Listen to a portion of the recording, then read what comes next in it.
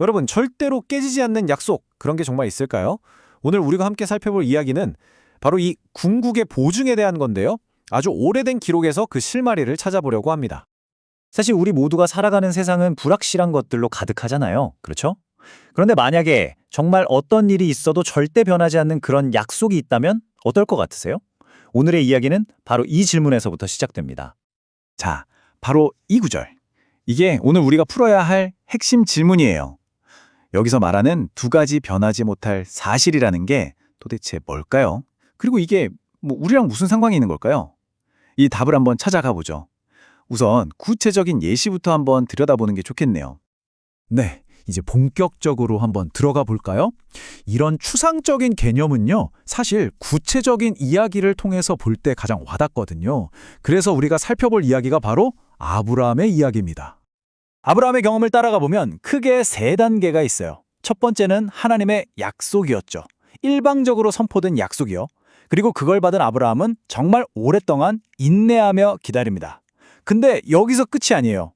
정말 놀라운 건 하나님께서 아브라함의 모든 의심을 완전히 끝내버리려고 자기 자신을 걸고 맹세까지 하셨다는 겁니다.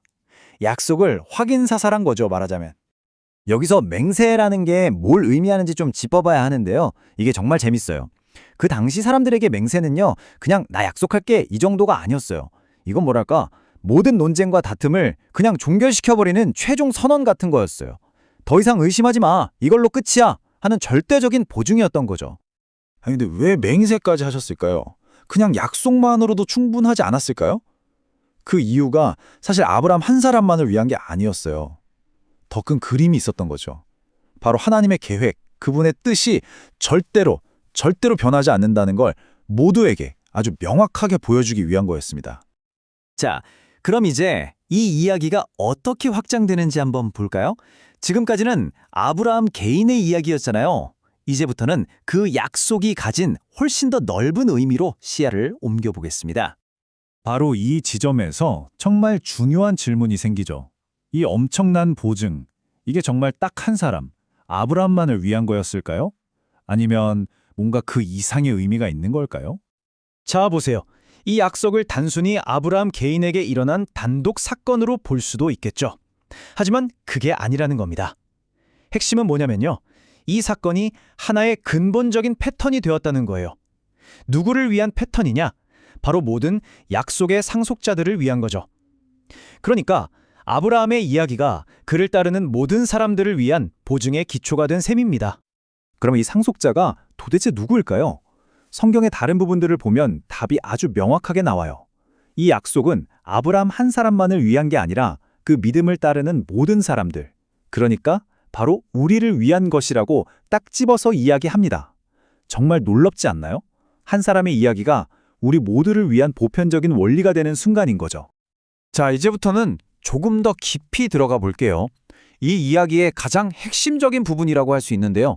약속과 맹세, 그 이면에 숨겨진 더 근본적인 실체, 바로 변하지 않는 뜻이라는 개념에 대해 한번 이야기해 보겠습니다. 여기서 뜻, 영어로는 counsel이라고 하는 이 단어가 아주 중요해요. 이게 그냥 이렇게 해야겠다 하는 정도의 생각이 아니에요. 차원이 다릅니다. 이건요, 하나님이 아브라함에게 약속을 하시기 훨씬 전, 아예 세상이 시작되기 전부터 가지고 계셨던 구원에 대한 확고한 결심, 그 목적 자체를 말하는 거예요. 이미 하나님의 마음속에서 완벽하게 결정되고 확정된 계획인 거죠. 그러니까 이 뜻이라는 건 세 가지 특징이 있는 거예요. 첫째, 이건 하나님의 확고한 결심이다. 둘째, 밖으로 드러난 약속과는 다른 하나님의 내적인 계획이다. 그리고 셋째, 이건 영원 전부터 존재해왔다. 이 세 가지가 합쳐져서 그 누구도 그 무엇도 바꿀 수 없는 변하지 않는 뜻이 되는 겁니다. 바로 이 구절이 핵심을 정말 정확하게 꿰뚫고 있어요. 이거 진짜 중요한 포인트입니다. 잘 들어보세요. 맹세가 하나님의 계획을 만든 게 아니라는 거예요. 순서가 반대입니다. 이미 처음부터 변하지 않는 하나님의 계획이 있었고 그걸 우리에게 보여주고 증명하기 위해서 맹세라는 방법을 쓰셨다는 거죠. 이 순서가 정말 중요해요. 그러니까 확실함의 근원은 맹세가 아니라 원래부터 존재했던 그 뜻이고 맹세는 그걸 우리 눈에 보여주는 도구일 뿐이라는 겁니다. 자, 지금까지 좀 어려운 얘기를 한 것 같기도 한데요. 그럼 이 모든 게 지금을 살아가는 우리 한 사람 한 사람에게 도대체 어떤 의미가 있는 걸까요? 이제 이 모든 개념을 우리의 실제 삶으로 한번 가져와 보겠습니다. 이게 어떻게 적용될 수 있는지 말이죠. 이 모든 이야기의 최종 목적지가 어딜까요? 바로 큰 안위입니다. 위로요. 이 깊고 놀라운 진실은요, 사실은 믿음이 아주 약한 사람, 흔들리는 사람조차도 강력한 위로와 확신을 얻게 하려고 있는 거예요. 머리로만 아는 차가운 지식이 아니라 마음을 어루만지는 실제적인 위로를 주기 위해서요. 여기서 믿음이 뭔지에 대한 아주 흥미로운 분석이 나와요. 우리가 피난처로 피한다? 소망을 붙잡는다고 할 때 그게 진짜 믿음이 되기 위해서 우리가 막 100% 완벽한 확신을 느껴야만 하는 건 아니라는 거예요. 생각해 보세요. 위험한 상황에서 도망치는 사람이 나는 100% 살 수 있어 라고 확신해서 뛰나요? 아니죠. 살고 싶다는 그 간절한 소망 때문에 뛰는 거잖아요. 그거랑 똑같다는 겁니다. 이게 바로 영혼의 닷이라는 비유가 가진 진짜 힘입니다. 여러분, 배가 폭풍 속에서 흔들리지 않도록 닷이 꽉 붙잡아 주잖아요. 그 힘이 선원이 우리 닷은 최고야, 절대 안 끊어져 라고 믿는 그 자신감에서 나올까요?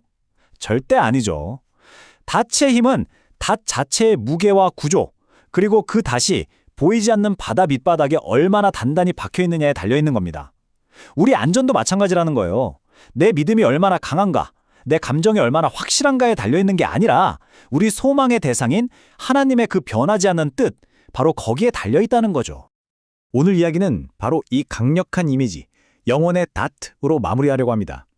튼튼하고 견고해서 우리 눈에는 보이지 않는 가장 안전한 곳, 휘장 안에 깊숙이 박혀서 우리를 단단히 붙들고 있다는 이 이미지. 이것이야말로 불확실한 세상을 살아가는 우리에게 주어진 궁극적인 안전에 대한 약속이 아닐까요? 그렇다면 이 닷의 진짜 정체는 과연 무엇일까요? 이 질문을 여러분께 남기면서 오늘 설명은 여기서 마치겠습니다.